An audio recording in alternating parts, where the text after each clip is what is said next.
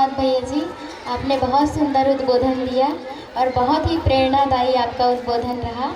आगे मैं कार्यक्रम की इस अगली कड़ी में समीर वाजपेयी भैया जी को एक छोटा सा उद्बोधन के लिए आमंत्रित करती हूँ, ताकि वो बच्चों को प्रोत्साहित कर पाए और हमको भी कुछ प्रेरणाएं मिले। मंचासीन कार्यक्रम के मुख्य अतिथि आदरणीय प्रोफेसर रमणा राव, निदेशक राष्ट्रीय प्रौद्योगिकी संस्थान रायपुर, मेरे सहयोगी संगाल साहब, आदरणीय सोम भैया, श्री संकेत भाई, साधन भैया, अभिभावक विद्यालय के समस्त आदरणीय शिक्षकगण, शिक्षिकागण, प्रिय विद्यार्थियों, अभिभावकों, यहाँ आकर एक ऐसा अनुभव हुआ जो अभिभूत करने वाला है। सबसे खासियत जो मुझको लगी कि हर चीज़ मौलिक, कोई चीज़ कहीं से कॉपी की हुई नहीं, चाहे वो गीत हो, संगीत हो, बच्चों का नृत्य हो, नृत्य का निर्देशन हो, नाटक हो, नाटक का जो स्क्रिप्ट हो, सब मौलिक, सब आपके अपने अध्यापकों द्वारा, अध्यापिकाओं द्वारा, आपके आपस के लोगों के द्वारा रचित।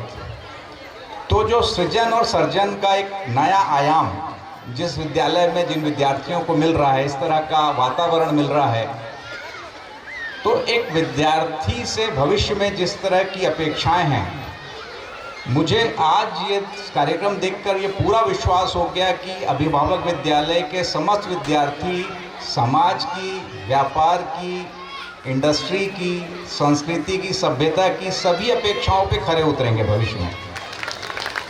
क्योंकि जो ज्ञान और जो कौशल आवश्यक माना जाता है, उससे कहीं अधिक वो अपने योग्य अध्यापकों, अध्यापिकाओं के नेतृत्व में प्राप्त कर रहे हैं। आपने मुझको शामिल किया अपने इस आयोजन में, इसके लिए आपका हृदय से आभारी हूँ। धन्यवाद। आप सबको बहुत सारी शुभकामनाएं। बहुत बहुत धन्यवाद भैया जी। संक्षिप्त में आप बहुत सुंदर उद्बोधन दिए और हमें बहुत अच्छी बात, हमारी ही अच्छी बात बताई, तो हमें बहुत अच्छा लगा। उद्बोधन की इस अगली कड़ी में सोम भैया जी को उद्बोधन के लिए आमंत्रित करती हूँ, संक्षिप्त उद्बोधन में। संक्षिप्त, आपने कितना संक्षिप्त बोला है, मैं ध्यान रखूँ। आदरणीय रमन्ना राव जी, साधन भाई, समीर भाई, सन्याल भाई और पंडाल में बैठे हमारे सभी भाई बंधुओं और सभी हमारे अभिभावकों, सबके लिए जोरदार ताली। मन संचालन करते समय हमारी बहन बोल रही थी कि बड़ी, क्या बोला था, बड़ी मेहनत से महफिल सजाई, तो इसमें कोई शंका नहीं है। 25 साल लगे इस महफिल को सजने में और आदरणीय बाबा जी के उसके पहले 60 साल लगे इस महफिल को सजने में और उसके पहले परंपरा की एक लंबी मेहनत लगी इस महफिल तक पहुंचने में। तो दोस्तों, हम सबका सौभाग्य है कि आदरणीय बाबा जी से मिलना हुआ, उससे भी बड़े सौभाग्य हम टिक पाए, उससे भी बड़ा सौभाग्य है संस्थानों के रूप में, केंद्रों के रूप में इतने अच्छे भाई बहन मिले जिनके साथ मिलके इस बात को अपने में भी सोच पाए और उसके प्रभावों को भी देख पाए। आज के इस पूरे कार्यक्रम को, पूरे एक एक कार्यक्रम की सेटिंग, उनका आपस में तालमेल, बीच बीच में विद्यालय का परिचय, बीच बीच में ये सभा है ना, और सबका एकाग्र होकर इतना सुन पाना, तो ऐसा लगता है कि जो बात समीर भाई कह रहे हैं, कोई ऐसी समस्या नहीं दिखती है पूरे विश्व में जिसका समाधान दर्शन की रोशनी में दिखाई ना देता हो, है ना। विद्यालय वो कड़ी है जो जीवन विद्या को उधर से कनेक्ट करता है और ग्राम स्वराज्य को आगे की तरफ से कनेक्ट करता है। तो दोनों के एक केंद्र बिंदु के रूप में जो कुछ इन 10 गाँवों में प्रभाव होता हुआ दिखाई देता है, मेरे को ऐसा लगता है कि ये एक लंबी मेहनत करके जो महफिल सजी है, उसमें जो हम सब की मेहनत लगी है परोक्ष रूप से और डायरेक्टली, आप सबको देख के दिल में कम से कम एक ठंडक पहुंचना शुरू हुई है। मैं बैठा बैठा कह रहा था, मैं 25 साल की और बात है, फिर लौट के सोचना नहीं पड़ेगा कि हाँ, बहुत सारी चर्चाएं जो कल थी वो आज नहीं हो रही हैं, जो बहुत सारी चर्चाएं शंकाएं आज हैं जो कल नहीं होंगी। खूब खूब धन्यवाद। नमस्कार। धन्यवाद भैया जी, आप सही कह रहे हैं। इन जो महफिल सजने में जो आप लोगों का योगदान है उसको हम देख ही पाते हैं और बहुत कृतज्ञ भी हैं कि हमको आप लोगों की मेहनत से ऐसे सुंदर महफिल सजा सजाया मिल गया और हम अभी खड़े हैं इस जगह पे। तो उद्बोधन की अगली कड़ी में हम सुभाषी सान्याल जी को आमंत्रित करते हैं, वो आए और अपना उद्बोधन प्रस्तुत करें।